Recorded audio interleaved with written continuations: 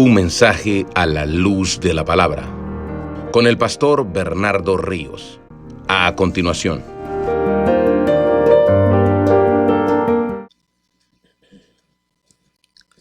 Marcos 1:29. ¿Lo consiguió? Amén. Leemos la palabra del Señor y dice así, hermanos. Al salir de la sinagoga, vinieron a casa de Simón y Andrés con Jacobo y Juan. Oramos. Muchísimas gracias, Padre, por este día tan importante en el cristianismo, el día en que celebramos resurrección, el día en que te levantaste de entre los muertos y venciste. Gracias, Señor, porque es a través de la resurrección que nuestra fe puede ser real y verdadera. Es el fundamento de nuestra fe cristiana. Es por eso que nos reunimos todos los domingos a adorar y a escuchar el Evangelio, porque tú resucitaste.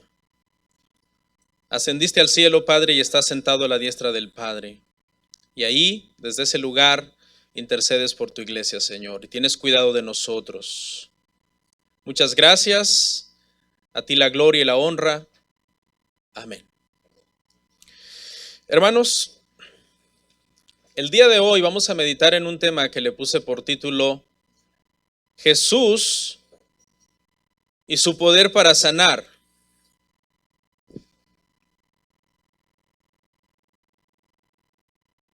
Como ya saben, hoy es domingo de resurrección en el calendario litúrgico de la iglesia cristiana, el domingo más importante del año, hermanos, porque la resurrección de Cristo es el acontecimiento histórico sobre el cual se fundamenta el cristianismo, sobre el cual se fundamenta nuestra fe.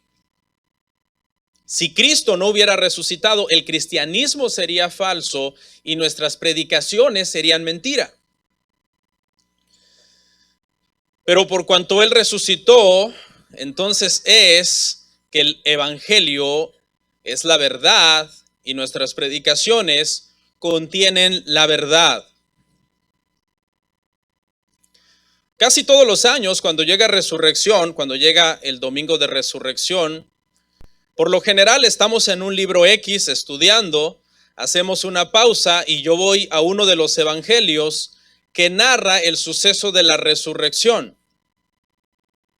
Pero ahora ya estamos en un evangelio, así que yo estuve pensando durante la semana, ¿qué hago? Me adelanto a Marcos 16, 1, 8, que habla sobre la resurrección. Continúo hablando en Marcos el capítulo que sigue, la parte que sigue, el pasaje que sigue.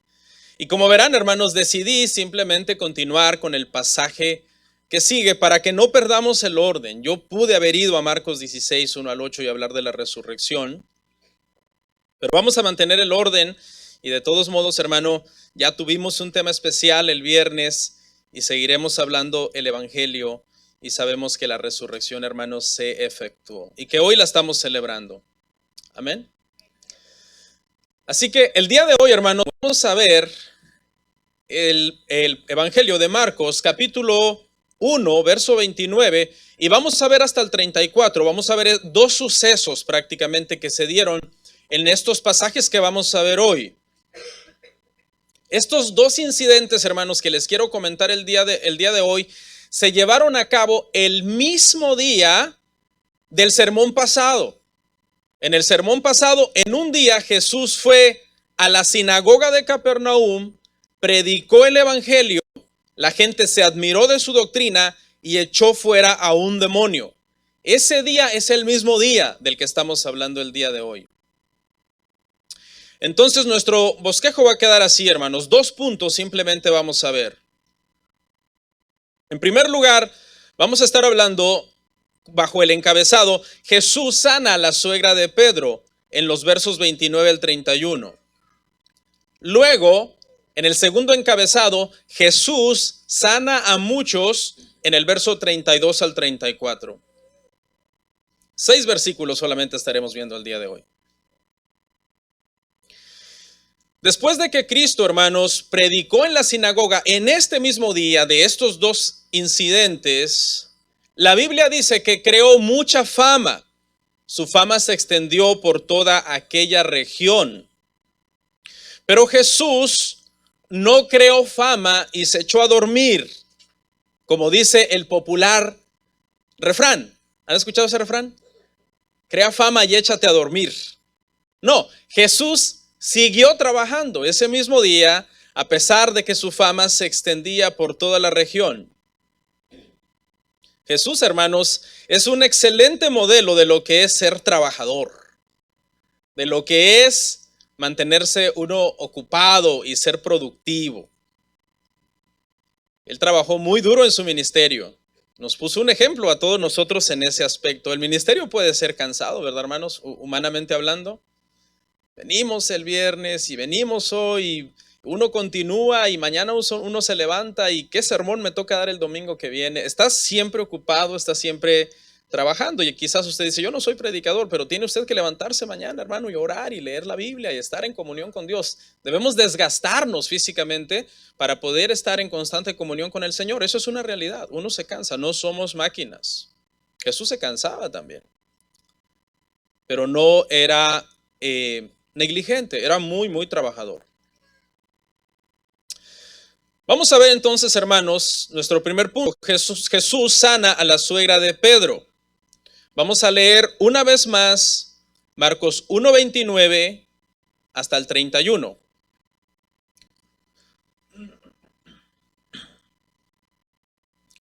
Dice, al salir de la sinagoga vinieron a casa de Simón y Andrés, con Jacobo y Juan. Y la suegra de Simón estaba acostada con fiebre, y enseguida le hablaron de ella. Entonces él se acercó y la tomó de la mano y la levantó. E inmediatamente le dejó la fiebre y ella les servía. Vamos a analizar entonces esta parte. Lo primero que vemos ahí, hermanos, es que al salir de la sinagoga, que es lo que yo estaba precisamente mencionándoles antes, es el mismo día que Jesús había predicado entonces en la sinagoga. Y estos sucesos ocurren inmediatamente al salir de este culto. Cuando terminó el servicio, Jesús se fue con unos de sus amigos a la casa de uno de ellos a comer. Los judíos tenían esta costumbre. Después que terminaba el culto de la sinagoga, iban a casa a comer. Los cristianos hacemos lo mismo también. Al acabar el servicio el domingo, por lo general sigue ir a comer, ¿verdad? Muchos se van a casa, otros se van a algún lado con amigos, con hermanos, con familia, a compartir. Es muy bonito. El ethos de la iglesia protestante es mucha vida comunitaria, de comunidad. Es muy bonita. Un protestante se hizo católico romano y después de un tiempo le preguntaron a algunos de sus amigos, le dijeron, ¿qué extrañas del protestantismo? Y él dijo, lo que extraño es la vida de comunidad. Entre otras cosas, extraño esa hermandad, esa unidad, esa camaradería que se da en la iglesia evangélica. Ahora que estoy en la iglesia católica, dijo, todavía no encajo con nadie. Y es verdad, la iglesia cristiana eso nos debería de caracterizar, ese amor por, hola, ¿cómo estás? Bienvenido. ¿Qué tienes? ¿Estás ocupado más tarde? ¿O vamos a comer? ¿O vamos a platicar? ¿O vamos a conocernos? Es muy hermoso, particularmente cuando yo llegué a los caminos del Señor. Eso influyó un poco en mi vida a la hora de tomar mi decisión para estar en la iglesia. O sea, yo sé que efectivamente lo que obra el milagro en nosotros es la regeneración y la conversión. Eso es lo que nos hace hijos de Dios. Pero la hermandad, el amor, el afecto, el cariño entre cristianos debe de estar ahí siempre. Y es muy hermoso cuando uno lo siente, cuando tú te sientes amado de esa manera. Alguien podría decir, pastor, yo no siento eso que usted está comentando. Bueno, ¿ya te analizaste si quizás el difícil eres tú? Porque quizás el difícil eres tú. No eres fácil. Llegas tarde, te vas temprano, no saludas, te limitas a contestar Solamente lo que te preguntan, hola, hola, ¿cómo estás? Bien. ¿Ya te vas? Ya. Entonces es bien difícil cuando una persona es así como tan tajante y no se interesa, tú no preguntas de vuelta, ¿verdad? Si alguien te dice, hola, ¿cómo estás? Bien, ¿y usted? ¿Cómo le ha ido? Se embarca uno en una conversación y comienza uno a crear una relación. Y es bien bonito, a mí me gusta. Personalmente a mí me gusta. Yo, hermanos que a veces son muy solitarios, muy de no, solamente yo y mi familia, mi esposa y mis hijos y punto. Y no queremos relacionarnos con el resto de la iglesia. A mí no me gusta eso, sinceramente. No considero que sea una vida saludable en el tema interrelacional como cristianos que debemos de tener unos con otros. Hasta Jesús iba a convivir con los hermanos después del culto, a comer a las casas de algunos de ellos. Jesús nos pone ese ejemplo. Por un lado, Pedro nos pone el ejemplo de abrir el hogar a los demás, abriéndoselo a Jesús. Y por otro lado, Jesús nos pone el ejemplo de acceder a ir a comer con Pedro. Jesús pudo muy bien reclamar su derecho a descansar, salir de un culto que involucró haber echado fuera un demonio, puede ser cansado. Claro, Jesús, usted sabe, con el poder que lo echó fuera, lo ató, lo enmudeció y lo echó fuera. Yo hubiera tardado un día ahí peleando con el endemoniado. Pero aún así Jesús no reclama su derecho de descansar después de predicar, después de haber estado ahí con ese hombre poseído por un demonio. Jesús va a la casa de Pedro a comer y lo que vemos el día de hoy es que sigue ministrando durante todo el resto del día, hasta que de hecho se pone el sol y llega la noche. Dice, vinieron a casa de Simón y Andrés con Jacobo y Juan. Usted sabe, estos 4 hombres ya han sido llamados por el Señor. En un pasaje anterior lo vimos, eran pescadores. Ahora el Señor los había llamado a echar otra red, la red del Evangelio, la red que ahora pescaba hombres, que pescaba almas para que vinieran a ser parte del reino de Dios. Y estos hombres ahora, acuérdese, el ministerio de Jesús va comenzando. Estos 4 hombres están siguiendo a Jesús y ya comenzaron a ver el poder de Jesús. Ya estuvieron en la sinagoga en unas de las primeras filas viendo la sabiduría de Jesús para enseñar y el poder de Jesús para echar fuera un demonio. Ya estaban entendiendo mucho más la dimensión de a quién estaban siguiendo. Y Pedro le dice a Jesús, ¿tienes algo que hacer? Jesús dice, no, fíjate que no. Vamos a comer a mi casa. Y invita a Juan y a Jacobo, que también son sus amigos y compañeros de trabajo y conocidos de antes, y Andrés, que es el hermano de Pedro. Acuérdese que Pedro y Andrés son residentes de Capernaum, así que esta sinagoga en la que Jesús hizo lo que hizo es la sinagoga local en donde Pedro y Andrés de alguna manera asistían regularmente. Y acuérdese también que dijimos que ahora Jesús vive también en Capernaum, ¿se acuerda? Cuando comenzó su ministerio público, se muda a Capernaum. Sigue siendo Galileo, porque Galilea es la región, una región grande. Dentro de esa región grande de Galilea está Nazaret y está Capernaum. Sigue siendo Galileo, solo se mudó de Nazaret a Capernaum dentro de la misma región de Galilea, que es la región grande. Y la suegra de Simón estaba acostada con fiebre.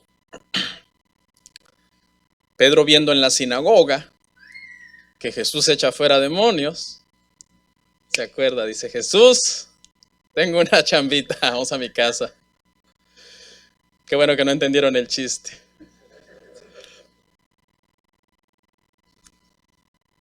Pedro es casado,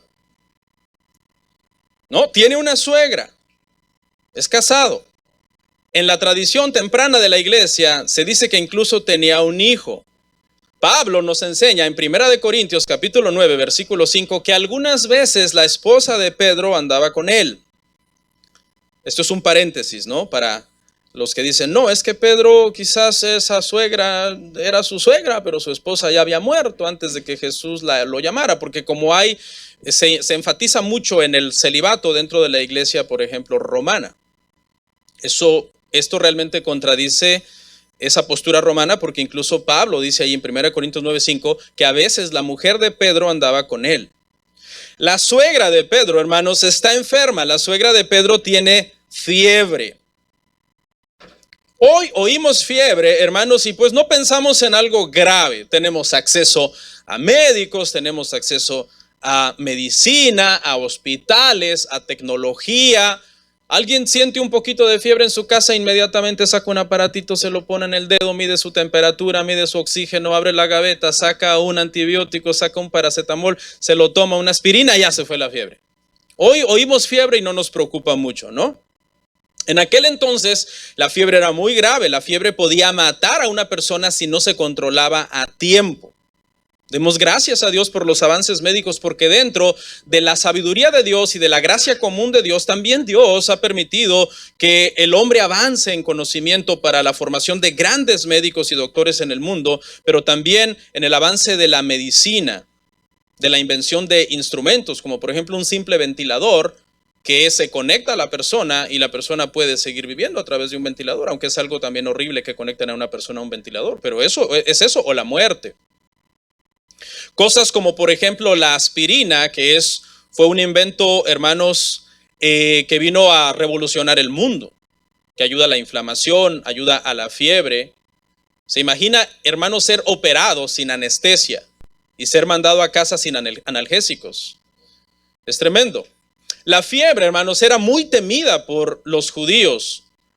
Los judíos, algunos de los judíos llamaban a la fiebre fuego celestial y pensaban que era un castigo de Dios sobre la persona que tenía esa calentura. Mire lo que dice Levítico 26:16. Yo también haré con vosotros esto. Enviaré sobre vosotros terror, extenuación y calentura, que consuman los ojos y atormenten el alma. Y sembraréis en vano vuestra semilla, porque vuestros enemigos la comerán. Este pasaje está en el contexto de rebeldía, de desobediencia, y se entendía entonces que si una persona tenía fiebre, muchos judíos demasiado legalistas entendían que todo pecado, toda enfermedad, todo síntoma de enfermedad era el castigo de Dios, ya fuera por el pecado personal o el castigo o el pecado de los padres de la persona, como fue en el caso de Juan 9, cuando le preguntan a Jesús por el ciego. Señor, ¿quién pecó, este o sus padres, para que haya nacido ciego? La suegra de Pedro, hermanos, está muy mala. El pasaje nos deja ver que está muy enferma por dos cosas. Número uno, está acostada. Y esa gente de pueblo, hermanos, para que se acueste, es que de verdad se siente mal. Porque en el siglo I, bajo las exigencias de ese tiempo, no era tan fácil que ay, me duele algo y acostarse. No, había muchas cosas que hacer, mucho trabajo que hacer. Hoy día, hermano, la gente dice, ay, me duele el pelo, y no van a la iglesia. No van a la iglesia. Cualquier dolorcito, estornuda y ya, dicen, no, me muero, más si es un hombre, ¿no? Ahora, el otra cosa que nos deja ver que estaba bien mala es que dice, y enseguida le hablaron de ella. No esperaron. No esperaron. No comieron primero y luego le hablaron de la mujer que estaba enferma. No, enseguida le hablaron de ella. Estaba enferma. Y otra cosa que también nos podría ayudar a entender lo grave que estaba es que cuando tú te sientes mal, pero no te sientes tan mal, si llega una visita, ¿qué haces? Te paras. Por cortesía, dices, alguien vino, no puedo estar aquí acostado, es una mala educación. No te sientes tan mal, te paras, pero si te sientes muy mal, tú dices, no importa que haya venido el presidente de la nación, yo no puedo levantar de aquí, estoy muy mal. Entonces, sí era una fiebre, hermano, fuerte, y la mujer, la suegra de Pedro, estaba muy mala, estaba bastante enferma. Entonces, él se acercó y la tomó de la mano y la levantó, e inmediatamente la dejó la fiebre. Según Barclay, hermanos, un comentarista dice que algunos judíos, no todos, tenían muchas prácticas supersticiosas con el tema de la fiebre. Como por ejemplo, cuando alguien tenía calentura o fiebre, comenzaban a recitar ciertas porciones de la Torá como si fueran fórmulas mágicas, e incluso ataban un cuchillo a un espino, como haciendo ahí una especie de combinación extraña. No todos los judíos hacían eso, quiero aclarar, pero algunos judíos sí habían mezclado la palabra de Dios con la verbena popular y prácticas populares que se van como haciendo conocidas en todo el mundo, ¿no? Por ejemplo, yo nací en un hogar católico y en mi casa había todo tipo de verbena popular. A pesar de que hay una virgen en el altar y una veladora y todo, y dicen son católicos, si tienes fiebre inmediatamente sacan unas ramas y te empiezan a pegar, ¿no? Órale, órale, órale. Como rituales. Y otras cosas como untarte un blanquillo en la cabeza, ¿no? Y quebrarlo. ¡Ay, te hicieron ojo! O sea, por un lado dicen sí, pertenecemos a la religión romana, somos católicos romanos, pero por otro lado han combinado su catolicismo con un montón de cosas y costumbres. Que a ver, dame tu mano. Vas a tener larga vida porque esa raya está muy larga. O sea, y más o menos algo así había pasado en el siglo I dentro del judaísmo. No todos, repito, para hacer esa salvedad. Pero sí algunos judíos habían mezclado la ley, la Torá, la palabra de Dios con la verbena popular de costumbres y tradiciones del pueblo. Para mí eso es una especie de brujería, ¿no? En las escrituras también deja ver que eso es algo que el Señor prohíbe. Todo tipo de superstición entre nosotros, hermano, como por ejemplo dejar el salmo abierto en un mueblecito, el Salmo 91, para que no me venga a chupar la bruja, dicen algunos, ¿no? No me caiga, no se me suba el muerto, no me venga a dar la pesadilla. ¿Y qué me dice de aquellos que dice, Señor, ¿qué me quieres hablar hoy? Y de donde yo abra, Señor, y ponga el dedo, ahí es. Eso es superstición, hermano. Ya se sabe el viejo chiste, ¿no? De aquel que abrió y decía, ve y cuélgate, ¿no? Donde salió, donde dice lo que Judas fue a ahorcar, y Judas se fue a ahorcar, ve tú y hazlo pronto. Jesús la tomó de la mano y la levantó, hermano. La levantó. Dos acciones aquí muy hermosas. Primero, tomarla de la mano fue un gesto de ternura. Generalmente el hombre en este contexto del siglo I evitaba mucho el contacto con las mujeres. Jesús rompió de alguna manera ese paradigma. Tomarla de la mano fue ternura hacia ella y levantarla fue autoridad. ¿Sí? Fue un gesto también de autoridad. Lucas, en el pasaje paralelo sobre el mismo suceso, nos dice lo que Marcos no nos dijo, que Jesús reprendió con autoridad a la fiebre. Leámoslo en Lucas 4, 38 al 39. Entonces Jesús se levantó y salió de la sinagoga y entró en casa de Simón, la suegra de casa de Simón. La suegra de Simón tenía una gran fiebre, escuche, y le rogaron por ella. E inclinándose hacia ella, reprendió a la fiebre y la fiebre le dejó. Y levantándose ella al instante le servía. Marcos no nos dice que la reprendió, Marcos nos dice que tomó a la mujer de la mano y la levantó, pero Lucas nos aclara que hubo una interacción de parte de Jesús con la fiebre. No hay una contradicción, es solamente un complemento. Lucas nos está complementando. Vemos a Jesús, hermano, actuar delante de esta mujer que estaba grave, como si nada, como esto es irrelevante para mí. O sea, sí tengo compasión por ella, pero la enfermedad no representa para mí ningún desafío. De la misma manera que temprano reprendió a un demonio en la sinagoga y el demonio se tuvo que ir, ahora Jesús reprende la fiebre. ¿Y qué tiene que hacer la fiebre ante la reprensión del Señor? Tiene que irse del cuerpo. Tiene que sanarse el cuerpo. Ya fuera en el plano espiritual, de guerra espiritual, el Señor atando al diablo y a los demonios y echándolos fuera, o en el plano físico de simplemente sanar un cuerpo, el Señor Jesús tiene ese poder, tiene esa autoridad. ¿Cuántos dicen amén? Qué grande es nuestro Señor, ¿no? ¿Cómo podemos descansar en Él y saber que Él tiene cuidado de nosotros? Se imagina, si se levantó de entre los muertos, venciendo a la muerte, hermanos, ¿qué no puede hacer el Señor? Escuche, inmediatamente la dejó la fiebre.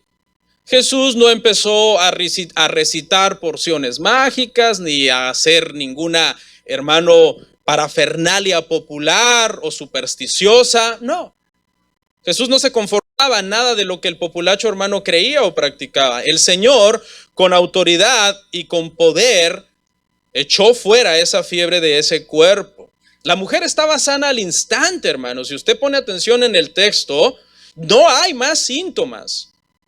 La mujer no presentaba ninguna debilidad, ¿no? ningún mareo. Pasa de estar acostada enferma a estar en pie sirviéndoles a los que estaban en ese lugar. No sé si a usted alguna vez le ha dado una fiebre fuerte. Me acuerdo que en el 2021, hermanos, me pegó esa enfermedad. ¿Se acuerdan que anduvo en el 2020? Yo ya pensaba, hermano, que ya no me había dado. Yo dije, ya no me dio. Ya era finales del 2021, casi 2 años después que comenzó ese bicho, esa enfermedad. Yo dije, no, a mí ya no me dio. Todos los hermanos me decían, pastor, usted ha de ser asintomático, tal vez ya le dio. No, hermano, cuando me dio, solamente me dio fiebre una noche. Y solamente me dio fiebre, si acaso, 20 minutos de fiebre. Pero cuando me dio, hermano, yo sentí que iba a morir, se los digo así en serio. Porque fue un subidón. Estaba yo dormido y la fiebre me despertó. Yo me acosté sin fiebre. Pero la fiebre me desperté y me sentía muy caliente. En eso, cuando me desperté, hermano, sentí como la fiebre llegó como a un pic, alcanzó un pico. Y fue, si acaso, 5 segundos en que estuve en ese pico, ¿no? Como que te quiere dar así algo. Ya me pasó, me levanté a orar. Dije, Señor, me voy a poner a orar por si ya me llegó la hora, pues nos vamos, ¿no? Una fiebre te deja, hermano, muchas veces quemado, a veces la garganta por dentro, débil, mareado, como golpeado, como que te han dado una paliza. Esta mujer, hermanos, está inmediatamente sirviendo al Señor. Estaba totalmente sana, hermanos, llena de energía, lista para preparar la comida, porque había venido Pedro, había venido Andrés, Jacobo, Juan y Jesús, y había que preparar comida para que ellos comieran. Los milagros de sanidad, hermano, de Jesús son muy diferentes de los milagros supuestos que hoy hacen estos televangelistas carismáticos, falsos profetas, falsos apóstoles, falsas pastoras. Hermanos, yo creo hoy día que Dios sigue sanando a la gente. Pero también, hermanos, déjeme decirle, y espero que usted tenga madurez, estoy convencido que esas famosas campañas de sanidades y de milagros y todo eso, que son llevadas a cabo por personas con dudosos testimonios, con malas doctrinas, que inmediatamente se les ve el hambre por el dinero que les brilla en los ojos. Una de mis convicciones sobre estas famosas campañas, hermano, es que todo eso es falso. ¿Por qué Dios, hermano? A ver, razonemos, hermano, razonemos. Somos seres pensantes. A ver, razonemos. ¿Por qué Dios, hermanos, va a estar usando a personas malvadas que tuercen su palabra, que tienen un testimonio pésimo moralmente hablando, para sanar a la gente? Eso, hermanos, manda un mensaje erróneo a los incrédulos. Eso trae confusión a los incrédulos. Los incrédulos pueden llegar a pensar lo siguiente. Los incrédulos pueden pensar, o sea que tú puedes ser como ellos, como él o como ella, vivir así como ellos son, y aún así Dios va a estar contigo y te va a seguir usando. Pues ¿qué clase de Dios es ese? Podrían pensar los incrédulos. O sea, que tú te puedes divorciar, casarte, volverte a divorciar, no contarle a la iglesia por qué te divorciaste, simplemente me divorcié y punto, y si quieren hay que Dios se lo revele. O sea, no contar por qué, cómo, bajo qué circunstancias. Hacer lo que tú quieres y de todos modos puedes seguir adelante y Dios te va a seguir usando para sanar a la gente. O sea que tú puedes agarrar la Biblia y tirarla en el piso y decir, allí hay una línea de poder, blasfemando en contra de Dios y blasfemando en contra del Espíritu Santo, torciendo la Biblia, y de todos modos Dios está obligado a seguirte usando para sanar gente. O sea que tú te puedes dedicar toda tu vida, 40, 50 años de ministerio, a pedir plata, pedir dinero, a extorsionar al pueblo de Dios, y de todos modos Dios está obligado de usarte para que tú sigas sanando a la gente. Mentiras. Al menos para mí son mentiras, y lo tengo muy claro que son mentiras. Cosas falsas, planeadas, manipulación colectiva, sugestión mental. Si de verdad pudieran sanar a los enfermos, no habría enfermos en el hospital. Yo creo que Dios puede sanar personas, porque Dios es poderoso, Dios es milagroso. No hay imposible para nuestro Dios.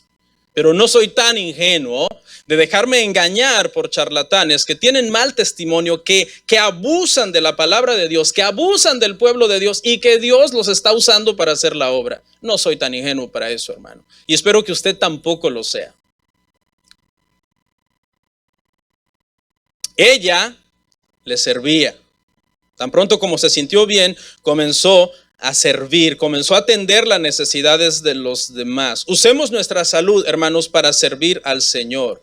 Una vez oí una oración de una persona que estaba enferma y la oración me impactó mucho, porque la persona estando enferma oró de la siguiente manera y dijo: Señor, si voy a usar mi salud para pecar contra ti, no me des salud.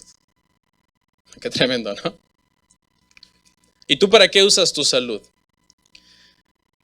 Creo que podemos usar nuestra salud o bien para pecar, para presentar nuestros miembros al pecado, o podemos usar nuestra salud para presentar nuestros miembros a Cristo en el servicio de Dios. Y ahora sí, hermanos, pasamos al punto número 2. Jesús sana a muchos. Jesús sana a muchos. Marcos capítulo 1, verso 32 al 34. Marcos 1, 32 al 34. Leemos juntos, hermano. Dice: cuando llegó la noche, luego que el sol se puso, le trajeron todos los que tenían enfermedades y a los endemoniados, y toda la ciudad se agolpó a la puerta, y sanó a muchos que estaban enfermos de diversas enfermedades, y echó fuera muchos demonios, y no dejaba hablar a los demonios, porque le conocían. Este es el mismo día, esta es la casa de Pedro. El Señor ha sanado a la suegra de Pedro. La suegra se ha levantado a cocinar, le ha preparado un rico guiso al Señor Jesús. Ahora el Señor ha comido, pero cuando llega la tarde y se pone el sol, el gentío se agolpa porque han oído que Jesús está en la casa de Pedro. Dice: cuando llegó la noche, luego que el sol se puso. ¿Por qué esperan a que el sol se ponga? ¿Por qué no vienen antes? Bueno, porque acuérdese que los judíos eran muy estrictos de la observancia del día de reposo. No podían salir de casa hasta que se pusiera el sol cargando personas enfermas, porque cargar a alguien era considerado un trabajo. Tienen que esperar entonces a que este día termine, se ponga el sol. Recuerde que no tienen reloj, para ese entonces no tienen la tecnología de relojes que nosotros tenemos. Algunos comentaristas dicen que la clave era ver que se metiera el sol y buscar en el cielo 3 estrellas. Cuando el sol se metía y podías ubicar 3 estrellas, se deducía como 6 de la tarde. Y 6 de la tarde se consideraba que el día oficialmente había terminado y podía salir. Entonces podían cargar a los enfermos y traerlos donde Jesús, porque precisamente a eso vinieron donde estaba Jesús y para eso lo estaban buscando. Le trajeron, dice, a todos los que tenían enfermedades y a los endemoniados. Seguramente muchas de estas personas venían en lechos, como los paralíticos, por ejemplo. Otros posiblemente necesitaban ser cargados, como algunos bebés de cierta edad que ya caminaban, pero que se tenían que cargar porque eran pequeños. Alguien quizás necesitaba ser guiado de la mano porque era ciego, etcétera. Entonces, vienen todas estas personas y a los endemoniados hay que traerlos amarrados, hermano. Están poseídos, ¿no? Son personas que se ponen violentos, agresivos. Entonces era todo un trabajo, hermano, el que estaba haciendo esta gente. Tenían que esperar a que se metiera el sol porque no podían trabajar si el sol no se ponía. Y toda la ciudad, dice hermano, se agolpó a la puerta. Esta expresión de se agolpó da a entender como que era un gentío, hermano, que había un caos, que estaban prácticamente como empujando la puerta. Era como cuando alguien, hermanos, que tiene mucha hambre, le ofrecen comida y se abalanza sobre los demás para tratar de llegar primero y poder obtener comida si están repartiendo comida. Lamentablemente, esta gente, hermanos, solamente estaban hambrientos por el milagro, no por Jesús. No fueron ahí por Él, para Él. Fueron ahí porque necesitaban un beneficio del Señor. Pregunta: ¿debemos ir a Jesús si tenemos una necesidad y estamos enfermos? Sí. Pero debemos ir, hermanos, con el entendimiento correcto. ¿Ok? Si el ir a Jesús no produce en nosotros una respuesta de amor, de agradecimiento y de entrega, algo está mal en nuestro corazón. Estamos acercándonos por un interés mezquino. Y escuche lo que dice a continuación. Y sanó a muchos que estaban enfermos de diversas enfermedades. ¿Ok? De diversas enfermedades. Los sanó al instante y los sanó por completo. Note que no es una sola enfermedad. Hay médicos que se dedican a la medicina en general y atienden en general a todos. Dicen, vengan todos, pero cuando ya van viendo el diagnóstico de la persona, le mandan ¿a dónde? A un especialista. Dicen, no, aquí yo ya no te puedo atender, porque ese ya no es mi rama. Tienes que ir con un especialista. Jesús, no importa cuál sea la enfermedad, Él es un especialista en todas las enfermedades. Los que traían quizás problemas con el colon ocupaban un proctólogo. Las mujeres con problemas reproductivos necesitaban un ginecólogo. Los que tenían problemas con el oído, con la garganta, necesitaban un otorrinolaringólogo. Los que tenían problemas de cáncer ocupaban un oncólogo. Los que tenían problemas con los pies, un podólogo. Los que tenían niños enfermos ocupaban un pediatra. Los que tenían a sus padres mayores enfermos ocupaban un geriatra. Los que tenían problemas con la vista o necesitaban un oftalmólogo. Los que tenían algún problema cerebral ocupaban un neurólogo. Porque hay doctores dentro de todas estas ramas que le acabo de mencionar. Hay gente que se especializa para eso. Pero Jesús es el doctor de todas las cosas. Los ciegos salen viendo, los cojos corriendo, los sordos oyendo, los mudos hablando, los niños sanos, los viejitos también. ¡Qué hermoso! ¿Por qué Jesús, hermanos, realizó tantas sanidades físicas en su ministerio? Las obras y los milagros de Jesús, hermano, tenían un propósito principal. Y aquí es donde quiero que no se equivoquen, ¿verdad? No se vaya a equivocar. Porque, hermanos, el propósito principal de todas las obras milagrosas que el Señor hizo, buscaban validar, número 1, su mensaje, y número 2, su persona. Que su mensaje, lo que él estaba hablando era palabra de Dios y que él era el Mesías. Él era el que había de venir. Esto no quiere decir que Jesús no tenía compasión por las personas. Jesús se compadecía de los hambrientos, de los enfermos. Dice que los veía como ovejas que no tenían pastor y sentía compasión por ellos. Y los sanaba, les daba de comer, etc. Pero el propósito principal, la misión principal de Jesús era predicarles el evangelio. Para que más allá de ser sanos, pudieran ser salvos, hermano. Hermano, no sé si usted se ha puesto a meditar, pero toda la gente que Jesús sanó, e incluso los que Jesús resucitó, cuando pasaron los años y envejecieron, ¿qué pasó con ellos? Se volvieron a enfermar, ¿y qué pasó con ellos? Y murieron. Incluso Lázaro tuvo que morir. El Señor lo resucitó, Lázaro envejeció, enfermó y murió. ¿Qué necesitaba más que la resurrección y que la sanidad de una persona en estos tiempos? La salvación. Porque después de esta vida vamos a resucitar y vamos a pasar la eternidad con Dios si nosotros dijimos sí, si venimos al Evangelio, si venimos a Cristo. Entonces, entendamos, hermano, por qué dentro del ministerio de Jesús y de sus apóstoles hay tanto milagro, tanta liberación, tantos sucesos extraordinarios. Se estaba estableciendo los fundamentos doctrinales que quedan establecidos en las Escrituras para la iglesia, el fundamento de la iglesia. La identificación de Jesús es el Hijo de Dios y sus apóstoles son sus enviados verdaderos con la autoridad de Él para que la iglesia nazca y tenga esa autoridad. Dice, y echó fuera muchos demonios y no dejaba hablar a los demonios porque le conocían. Jesús le prohibió a los demonios que hablaran y que trajeran a la luz su identidad antes de tiempo. El testimonio de los demonios era verdadero, pero era prematuro, no era el tiempo todavía. Porque ellos gritaban y reconocían su deidad. Tú eres el Santo de Dios. Mire cómo registró Lucas este pasaje en Lucas 4:41. También salían demonios de muchos, dando voces y diciendo, tú eres el Hijo de Dios. Pero él los reprendía y no les dejaba hablar, porque sabían que él era el Cristo. ¿Sí? El testimonio de los demonios era verdadero. Estaban diciendo la verdad, pero era prematuro porque no era el tiempo. El pueblo no estaba listo para esta conversación todavía. Además, Jesús no necesitaba para nada la promoción del diablo. Jesús tenía suficiente poder para predicar con autoridad y para hacer obras con autoridad, y ese mismo fama hacía que fuera conocido por todo el mundo.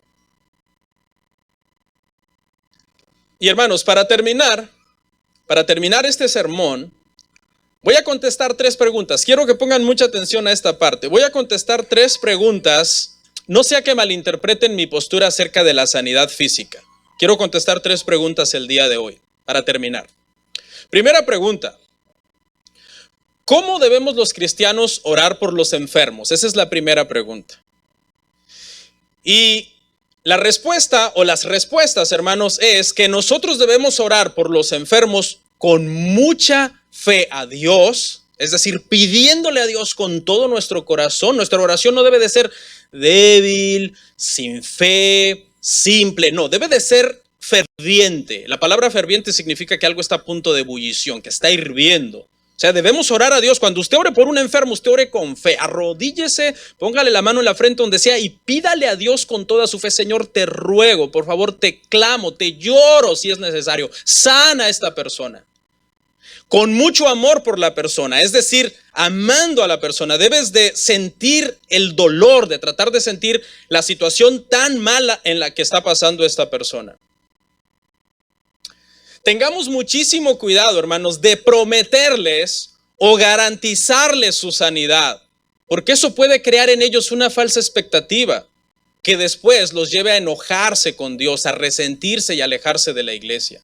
Sí, tú debes orar con fe, pero no le puedes decir: yo te prometo, tú vas a ser sanado, te lo juro. No, porque tú no eres Dios. Entonces tenga cuidado cómo balanceamos estas cosas. También, cuando estemos orando por los enfermos, debemos de predicarles el evangelio. Tú dices: sí, pero ya es cristiano. Pues llamarlo a que cómo está con Dios, cómo está su vida con Dios. No es cristiano, orar por su enfermedad con fe, con fervor, y predicarle el evangelio por el bien de su alma, porque debe de haber una preocupación en ti por el alma de esa persona. Sí, debe de haber un amor y compasión por su salud. Lo ves quebrantado en una cama, postrado, y te duele verlo y le pides a Dios con fervor que lo sane, etcétera, pero no le puedes garantizar la sanidad. No cometa ese error. Mucha gente dice: no, yo me fui de la iglesia porque me dijeron que Dios me iba a dar esto, aquello. No me lo dio, y seguramente Dios a mí no me ama porque a fulano sí se lo dio, y empiezan a compararse con otras personas. ¿O por qué Dios sí sana a aquel y a mí no? Segunda pregunta: ¿qué debemos hacer cuando una persona se sane? Escuche, ¿qué debemos hacer cuando una persona se sane? Número 1, darle la gloria a Dios. Incluso aunque no haya sido necesariamente un milagro directamente. Quizás tú has estado orando por una persona y el doctor le ayudó y la medicina le ayudó y se sanó. Y muchas veces saltamos rapidito y decimos: un milagro, ¿verdad? Inmediatamente decimos un milagro. Quizás no necesariamente fue un milagro, pero ¿quién le ha dado la sabiduría al médico? ¿Quién ha permitido que avance el mundo en medicina? De alguna manera, entonces, sí es la gloria de Dios, y todo ha pasado porque Dios lo ha permitido. Amén, hermanos. Aclararle que tú no lo sanaste. Pedro lo hizo en Hechos 3:12, cuando sanaron al cojo que estaba ahí en el templo pidiendo limosna. No nos miren a nosotros. No, este fue sanado por Jesús, ¿se acuerda? Aclárale a la persona: hey, hermano, no ponga su mirada en mí, yo no lo sané a usted. Lloré por usted. Dios en su misericordia hizo la obra, ya sea directamente por un milagro donde Él intervino cuando la ciencia y la medicina decía no hay más cura, o porque Dios usó también la ciencia, la medicina, los doctores, etcétera. No debemos de caer en triunfalismos tampoco, donde toda sanidad, digamos, no, toda sanidad es un milagro. Eso a mí me parece un poco ingenuo, ¿no? Por ejemplo, viene alguien aquí, dice: pastor, tengo una migraña terrible, ore por mí. Oro por él, se va allá atrás, se toma 3 aspirinas, Al rato viene, le pregunto cómo sigue, hermano. Ya estoy mejor, me tomé 3 aspirinas, ya me siento mejor. No, hermano, no fueron las aspirinas. Fue un milagro, yo lo sané. Tengamos cuidado de no atribuir toda sanidad a que por fuerza tuvo que haber sido una intervención milagrosa sobrenatural. Eso es un triunfalismo, hermanos. ¿Dios puede sanar directamente a una persona de forma milagrosa? Sí. No me vaya a malentender, hermanos. Y por último, la pregunta número 3, y esta es bien importante. Si no se acuerda de las demás, acuérdese de esta, porque esta es bien importante. ¿Qué debemos hacer cuando una persona no se sana después de que oramos por ella y más bien hasta muere de la enfermedad que le dio? Bueno, en primer lugar, debemos decirle, lamentablemente, hermano, aunque nos cueste, ¿verdad? Porque la gente no lo entiende, que eso fue la voluntad de Dios, no la voluntad del diablo. Mucha gente, hermano, cree que el diablo es soberano, que mata a los cristianos cuando él quiere. Y eso hace a los cristianos vivir en miedo, en zozobra, en temor, pensando que están en las manos del diablo. No, hermano, los cristianos no estamos en las manos del diablo. Los cristianos estamos en las manos de Dios. Así que, aunque es muy doloroso, hermano, decirle a alguien, esta es la voluntad de Dios, Él lo ha permitido. Si esta enfermedad ya no sana la persona y acaba causando la muerte esa enfermedad, acaba siendo la voluntad de Dios, porque si no es la voluntad de Dios, entonces ¿por qué lo está permitiendo? Debemos decirles, hermano, que no entendemos todo. Cuando alguien está enfermo, muy grave, o muera, tenga familiares que murieron y están de luto, tratemos de evitar resolverles todas sus dudas teológicas que tienen sobre esa situación, porque nosotros no sabemos las respuestas. Hay gente que a veces me dice, ¿por qué Dios lo permitió? ¿Por qué Dios se lo llevó o se la llevó? Le digo, no sé. Porque en ese momento la gente está herida, la gente no necesita una clase de teología. En ese momento la gente necesita amor, compasión, un hombro donde llorar, que tú estés allí apoyando a la persona. Y escucha este detalle, hermano. Es bien importante que aprendamos, hermano, y le enseñemos a nuestros hermanos que la salud no lo es todo. Y le voy a poner una ilustración para que usted entienda esto. Cuando pensamos, hermano, que la salud es todo, herimos a nuestros hermanos que están enfermos. Los hacemos sentir mal, porque quizás ellos no han podido ser sanados. Le voy a dar una ilustración, un ejemplo. Te encuentras con un hermano y hacen plática y tú le dices, hola hermano, ¿cómo está? Le dices al hermano. Y el hermano te responde, estoy bien, hermano, con salud, y mientras tenga salud, lo tengo todo. Suena muy bonito, ¿verdad? Pero esa declaración tiene un problema. ¿Por qué? Porque ahora te voy a pintar otro escenario. Ahora, viene un hermano que es paralítico, nació paralítico en su silla de ruedas, viene caminando, se encuentra con el mismo hermano, y dice al hermano, hermano, ¿cómo está usted? Y el hermano, con un triunfalismo así legalista, dice, bien, hermano, con salud, y mientras yo tenga salud, lo tengo todo. ¿Qué le está dando a entender al hermano que está en silla de ruedas? Que él no tiene nada. Que él está enfermo, que él está postrado en una silla de ruedas. Eso es una forma equivocada, hermano, de entender que la salud es todo. La salud no es todo, hermano. La salud a veces se pierde. A veces Dios nos puede tener en periodos largos de enfermedad. E incluso, ¿de qué vamos a morir, hermano? ¿Vamos a morir de exceso de salud? No, vamos a morir de viejitos y de una enfermedad. Eso es así. Tengamos mucho cuidado en tener los conceptos equivocados, hermanos, acerca de estos temas. Por último, hermano, oremos, hermanos, hoy que es domingo de resurrección. ¿Qué pasó? Hoy, hace 2000 años, el Señor venció a la muerte, ¿verdad? Venció a la muerte. Por tanto, tenemos garantizado que resucitaremos, que estaremos con Él. ¿Habrá más muerte y más enfermedad cuando estemos con el Señor? No, no habrá nada más de eso. Entonces el día de hoy, hermano, al oír este sermón sobre el poder de Jesús para sanar, descansemos en que todo eso que Él vino a hacer eran las anticipaciones. Yo puedo hacer eso, yo puedo resucitar a los muertos, yo puedo sanar a los enfermos. Vengan a mí, crean en mí, sean salvos, escapen de la ira venidera, porque es entonces que recibiremos ya para siempre en la eternidad, eso que cuando Él estuvo aquí fue tan solo una anticipación, pero que un día lo tendremos para siempre. Oramos.